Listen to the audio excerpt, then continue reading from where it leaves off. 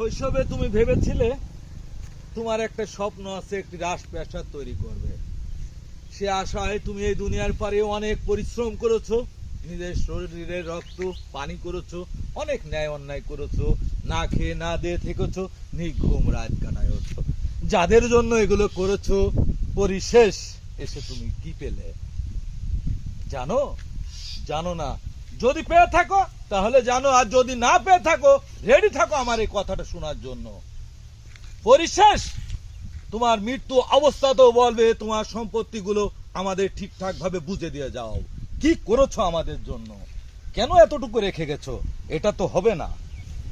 তুমি একটা অকর্মা, তোমার জন্য আমাদের পরিবারটা শেষ, তিলে তিলে ধ্বংস হয়ে যাচ্ছে। এটাই তোমার প্রাপ্তি। কোথায় তোমার অসুস্থ, কোথায় তোমার দম্ভ, কোথায় তোমার মৃত্যু, কোনো কিছুই কারুর কাছে যায় আসবে না। শুধু আসবে তোমার সামর্থ্য অনুযায়ী যে অর্থ উপার্জন করেছো সেটি ঠিকঠাক তাদের চাহিদা অনুযায়ী শেষ বুঝে দিতে পারছো কিনা। সবাই ভালো থাকবেন এবং নিজেকে আগে চেনার চেষ্টা করুন। ধন্যবাদ।